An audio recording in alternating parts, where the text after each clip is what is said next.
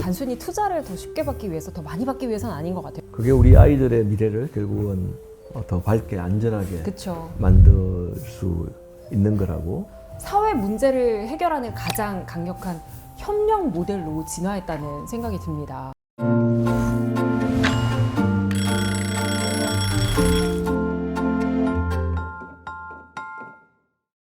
세이브 더 칠드런 10시 10분. 안녕하세요. 저는 아나운서 최희입니다. 요즘 뉴스나 신문을 보면 빠지지 않는 단어가 있죠. 바로 ESG입니다. 세이브 더 칠드런의 정태영 총장님 모시고 ESG에 대해서 이야기 나눠보도록 하겠습니다.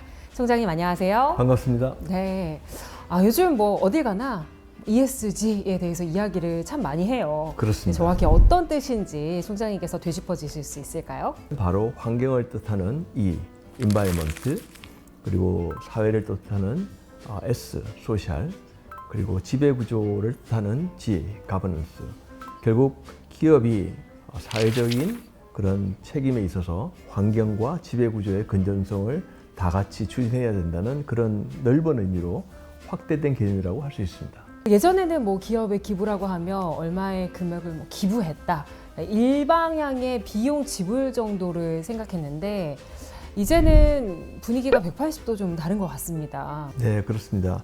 이전에 기업의 기부라고 하면 기업의 그 이미지를 좋게 만들기 위한 선택사항 정도로 여겨졌지만은 요즘은 기업이 이 기부라는 부분도 바로 ESG와 결합하여 기업의 장기적인 전략에 초점을 맞춰서 진행을 하고 있는 그런 현상이라고 여겨지고 있고요. 기업은 당연히 이윤 추구를 하게 되겠죠.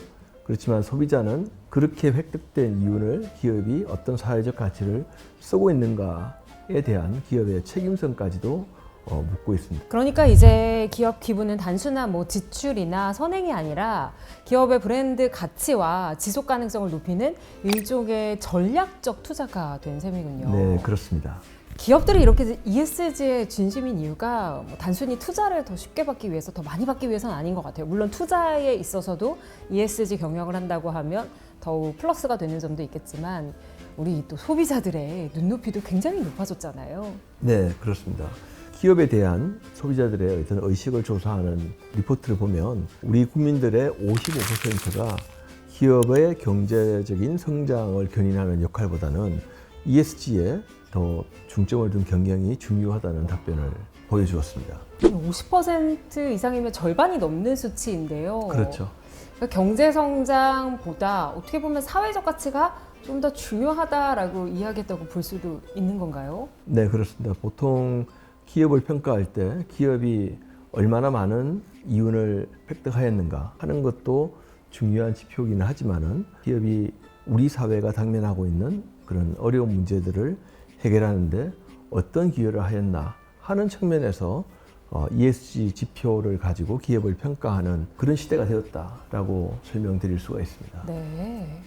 기업 입장에서는 돈도 벌어야 돼. 이윤 추구도 해야 하고, 또 한편으로는 사회적 책임도 해야 하고. 근데 기왕이면 이제 소비자 입장에서도 똑같은 물건이면 사회에 공헌하는 기업의 물건을 기왕이면 한 번 더 이렇게 보게 되는 것 같은 맞습니다. 그런 심리가 있는 것 같아요. 저희가 슈퍼에서 물건을 고를 때도 포장재가 굉장히 친환경적이지 않은 그런 소비 물품하고 굉장히 친환경적으로 리사이클이 되는 그런 포장재를 쓴 물건하고 소비자들의 시선이 달라질 수가 있거든요.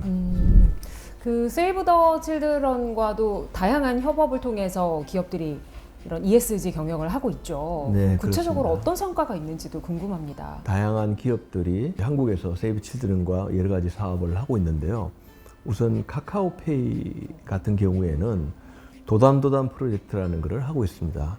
경제적으로 어려운 처지에 있는 아이들을 위해서 단지 금전적인 지원을 드리고 끝나는 것이 아니고 그 어려움이 어떤 어려움인가를 살펴보아서 의료 부분이라든지 또는 양육에 대한 교육비라든지 저희가 종합적으로 하는 게 바로 도담도담 프로젝트고요. 거기에 덧붙여서 이야기한다면은 카카오페이는 금융 플랫폼이거든요. 네. 그들이 하고 있는 업종과 결합되어 있는 금융 교육 프로그램을 이 프로젝트에서 아이들한테 가르치는 그런 것들도 포함되어 있습니다.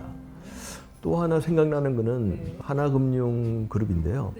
자립 준비를 하는 청년들에 대해서 지원하는 프로그램이 있습니다. 보호 기간이 종료되고 홀로 이제 사회에서 생활을 해야 되는 그런 청년들에게 지식에 대한 강연, 참여할 수 있는 기회, 뭐 이런 부분들을 하나금융지주에서 하고 있는 거가 또 하나의 예가 될 수 있을 것입니다. 단순히 지원금을 주고서 끝나는 게 아니라 다양한 뭐 교육 활동을 펼친다거나 뭐 취업 기회까지 열어주기도 하고 근본적으로 좀 이런 문제를 해결해 나갈 수 있도록 도움을 준다는 데서 이 ESG 경영에 좋은 점들을 찾아볼 수가 있는 것 같습니다. 또 그걸 또 세이브 더 칠드런과 함께하고 있는 거죠. 지역사회 내에서도 이루어지고 있는 다양한 ESG 활동들이 있다고 알고 있는데 행복드림 도서관에 대해서 좀 들어본 적이 있거든요. 바로 SK 이노베이션과 추진하고 있는 건데요.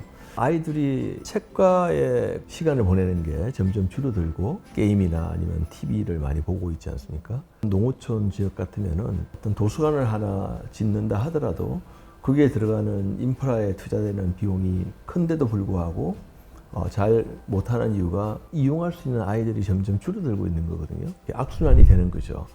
그런 시설이 없기 때문에 아이들은 좋은 환경에서 성장할 수 있는 기회를 잃게 되고 또 아이들은 떠나게 되고 그러면 또 그 지역의 아이들은 줄어들기 때문에 점점 더 그런 투자를 하기가 어려워지고 그런 것들을 이제 SK 이노베이션은 포커스를 두어서 농어촌 지역에 있는 아이들을 위한 그런 행복 도서관을 만드는 그런 프로젝트를 해왔고요. 오늘 총장님과 말씀을 나누다 보니 이제 기업 기부는 단순한 선행을 넘어서 사회 문제를 해결하는 가장 강력한 협력 모델로 진화했다는 생각이 듭니다. 기업 기부는 단발성의 하나의 뭐 이벤트 이런 게 아니고 바로 지속 가능한 미래를 만들기 위한 소비자, 개인 그리고 기업의 어떤 동행을 나타낸다라고 할 수 있습니다. 그리고 기업이 가지고 있는 그런 선한 의지가 저희와 같은 NGO의 프로그램하고 같이 전문성이 결합이 될 때